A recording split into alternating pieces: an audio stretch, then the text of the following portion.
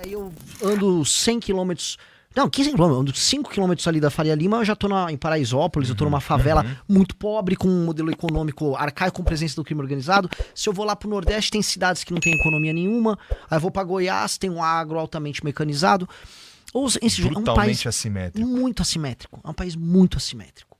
E não dá pra dar certo sendo tão assimétrico.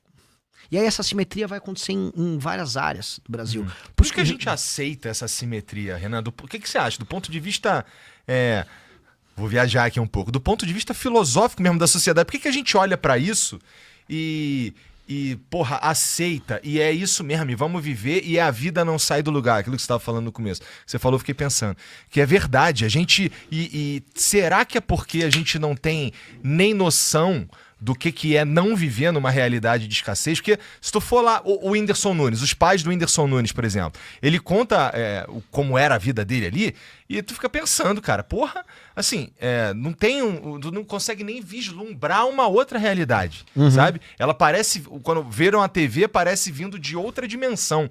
Eu falo isso entendendo um pouquinho só, porque eu também tava muito fudido lá quando eu era moleque, entendeu? E eu via as coisas parecendo de outra dimensão.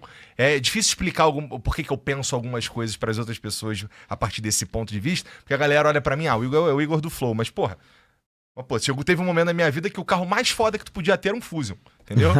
Então, sabe? Então, e aí, quando você tá nesse lugar que tu não consegue nem ver que existe um mundo... que existe fora da caverna, que assim, existe outra coisa. E aí você fica meio que preso nisso e aceita essa condição. Meio que você vira presa pros caras lá, pros caras da JBS, por exemplo. Né?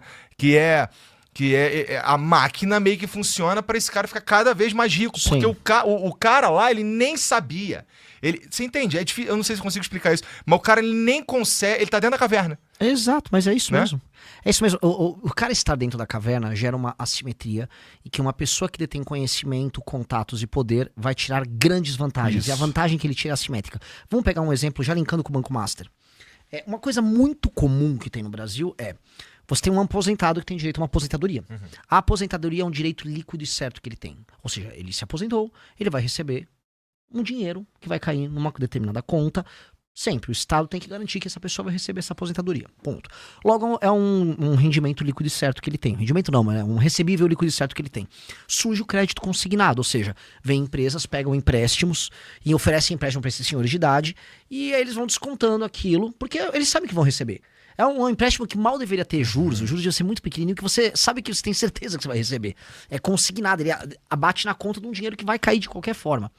O crédito consignado no Brasil estourou porque, em grande medida, essas empresas levavam vantagem sobre os velhos.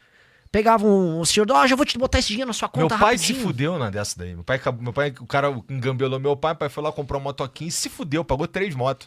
Sabe que a pessoa não entende matemática financeira, sabe que às vezes a pessoa tem uma necessidade, às vezes uma necessidade só consumista, quero comprar tal coisa agora e bota aí no consignado, vai valer a pena. E quando viu, ela adquiriu uma dívida que vai demorar bastante, ela vai pagar 2, 3 vezes o valor daquele bem que ela queria adquirir, ou a demanda que ela queria pagar, e ela foi levada, vamos dizer, a erro.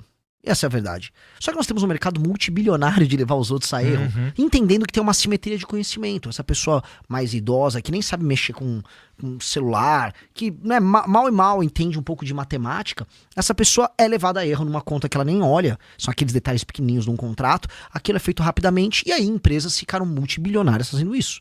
Eu citei o Banco Master porque o começo do Banco Master é um golpe que foi aplicado lá na Bahia, que chama Cred Sexta.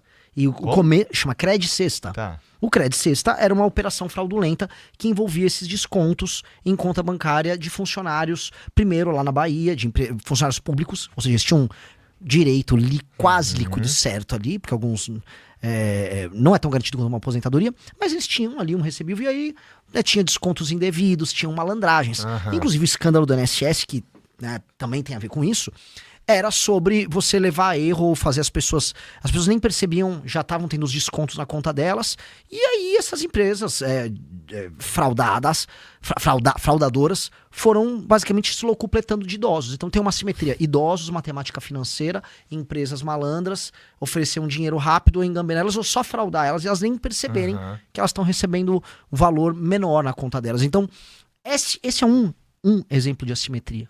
Então, as assimetrias de conhecimento, que assim, as pessoas... Você tem um país que tem poucas pessoas com conhecimento, com muitos contatos, com muito dinheiro, mal intencionadas, misturado com uma base da população muito humilde, sem uma educação própria, sem educação financeira, assim, nem de longe tem educação financeira. Isso gera, vamos dizer, muitos estímulos para que um grupo de pessoas leve vantagem sobre outras. E isso cria essa sociedade nossa, que é uma sociedade que não é nem um pouco baseada em confiança. As pessoas não confiam umas nas outras. Tá todo mundo meio que sentindo que pode, né, tomar uma rasteira de alguém o tempo todo. Então, como você é assimétrico, você tem essa sensação e essa sensação é verdadeira.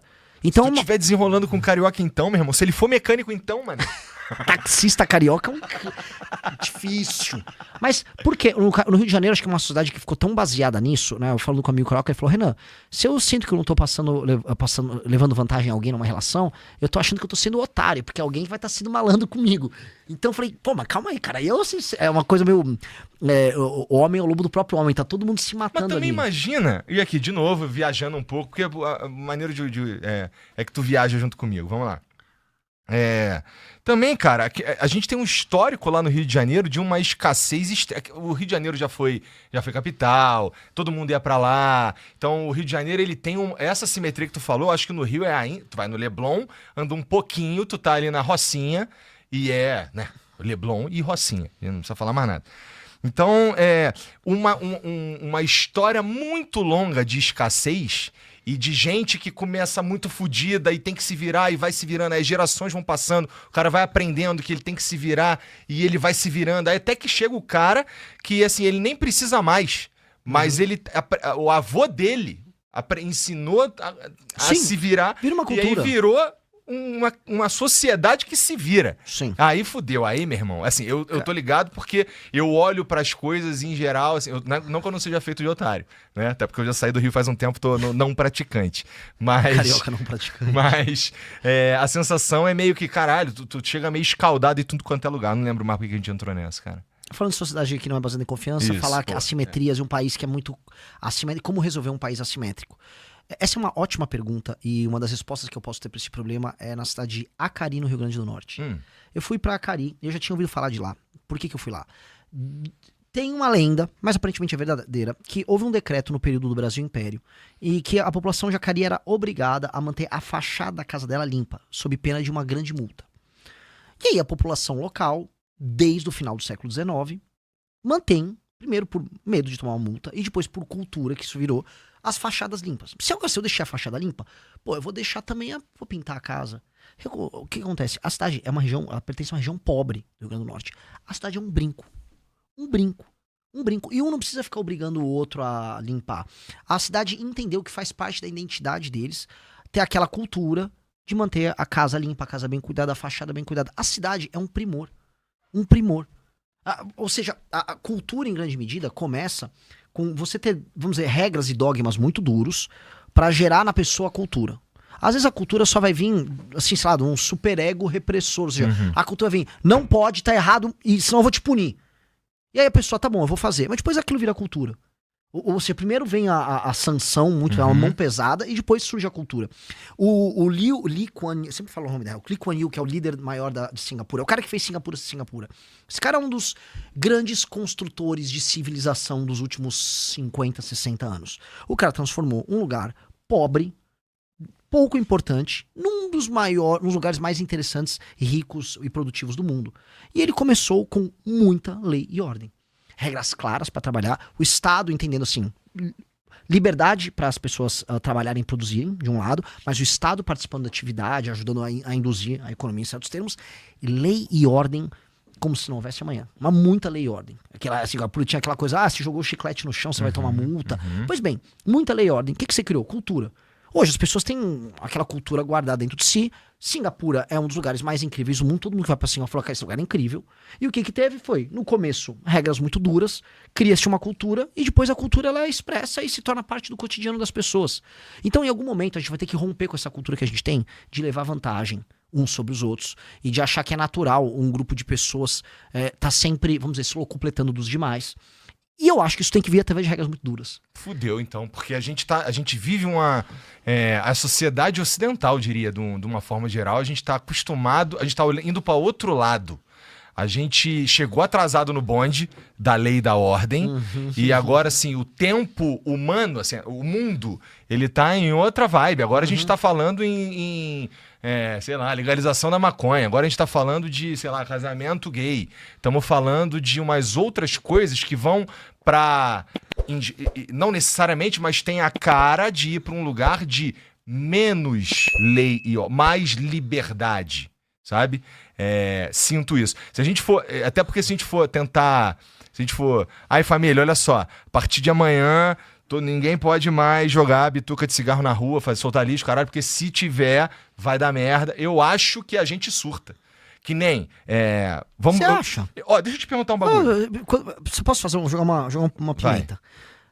As pessoas não andavam com cinto de segurança até os anos 90 no Brasil. Você vai lembrar, você tem mais ou menos a minha idade. Até 92, por aí, ninguém andava com cinto de segurança. Passaram assim, para usar a porra do cinto de segurança. E aí começaram a multar. E as pessoas começaram a usar, e hoje usam cinto de segurança até no banco de trás.